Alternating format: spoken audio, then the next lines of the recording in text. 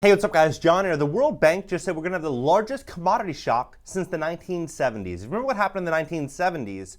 We saw gold go from $250 per troy ounce to $2,500 per troy ounce at the beginning of 1980. We saw a massive bull run because we left the gold standard. Now, what I think could happen right now is we're seeing a period where people are more and more cautious about holding on to dollars as we continue to go from one multi-trillion-dollar stimulus and infrastructure package after another, and we have all of this concern about how strong and powerful the dollar really will be. But there's some bigger factors to be looking at right now. Outside of the dollar, outside of the currency, it's going to be how we obtain energy. Think how you turn the lights on in your home.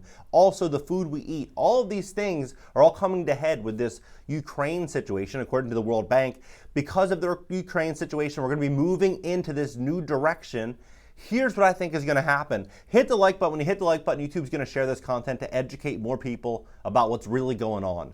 World Bank forecasts war in Ukraine will cause the largest commodity shock since the 1970s. The World Bank said Tuesday that the war in Ukraine will result in the largest commodity shock since the 1970s and will keep prices at historically high levels until 2024. Right now, they're saying that CPI is about 8.5%.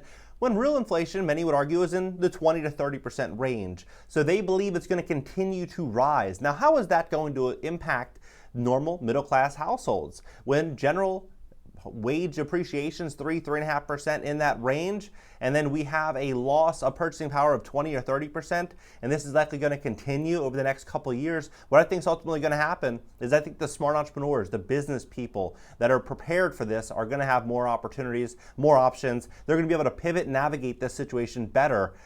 It's in the commodity markets outlook report. The World Bank said in the conflict in Eastern Europe will mean that prices remain high in the medium term. Already prices are expected to be significantly higher in 2022 than the previous year.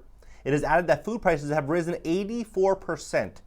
This is what always blows my mind. When they say food prices increased 84%, the largest increase comparable period since 2008, and then they see the CPI, the Consumer Price Index, is 8.5%. How can they fluff the math to a point to where it would go 84% appreciation on food prices and then an 8.5% CPI? The report also forecasted a hike in energy prices, which is expected to rise more than 50% in 2022 before easing in 2023 and 2024. Non-energy prices, including agricultural and metals, are projected to increase almost 20% in 2022.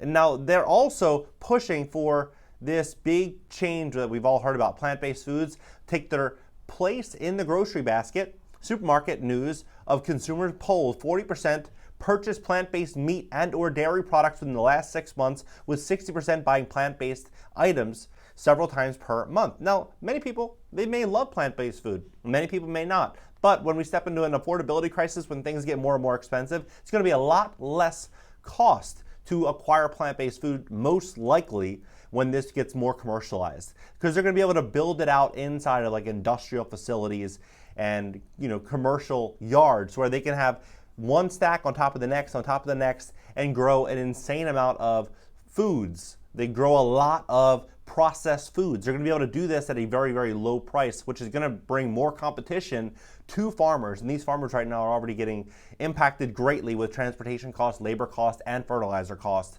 most of which are being pushed onto the consumer. Ukraine and Russia supply a third of the global wheat and barley exports, according to the Associated Press. They also produce more than half of the world's sunflower seed oil, and Russia and Belarus exported an estimated 1/5 of the world's fertilizer. The organization added that the supply of several commodities has been disrupted due to the war in Ukraine, leading to sharper, higher prices, particularly in energy, fertilizers, and some grains. The report cited war-related trade and production disruptions as the primary reasons behind the high prices in Brent crude oil, which is added and expected to average $100 a barrel in 2022, its highest level since 2013, and an increase of more than 40% when compared to 2021 prices. Oil prices are expected to continue to remain elevated into next year, according to the World Bank, and are expected to remain at $92 in 2023, which is above the 5-year average of $60 a barrel.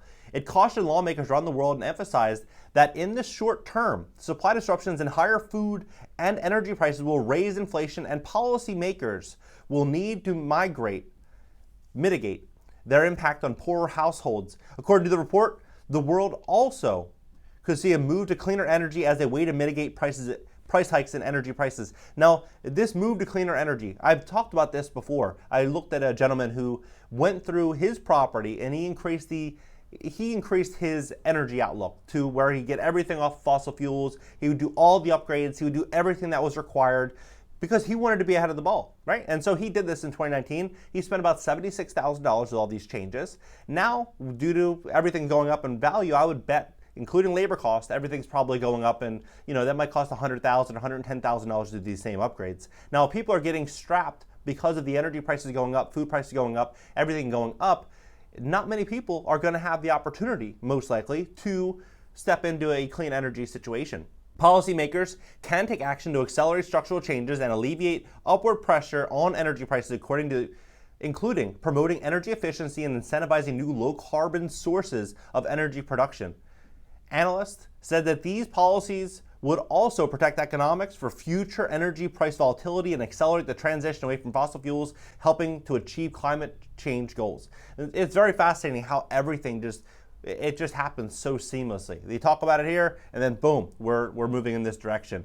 I believe what we're going to see over the next 2 years, it's going to be unbelievable as we slowly move into this direction every quarter going forward.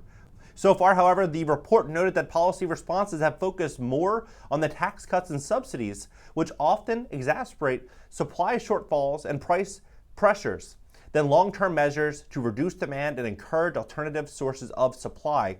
Overall, this amounts to the largest commodity shock we've experienced since the 1970s. As was the case then, the shock is being aggravated by a surge in restrictions in trade of food, fuel, and fertilizers, said the World Bank Vice President for Equitable Growth, Finance, and Institutions.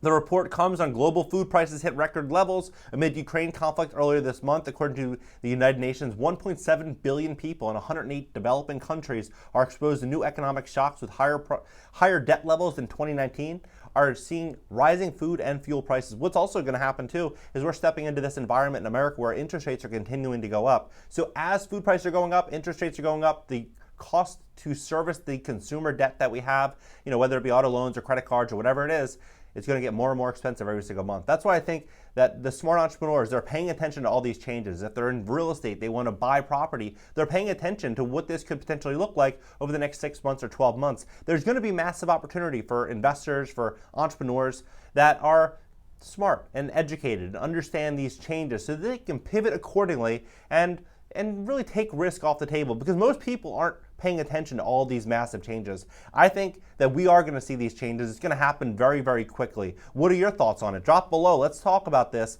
Hit the like button. YouTube's going to share this content. Also, subscribe here. Consider subbing on my second channel. It's going to be a podcast on the 4th of May. Instagram, TikTok, LinkedIn, everything's pinned on the banner. I'll catch you guys later.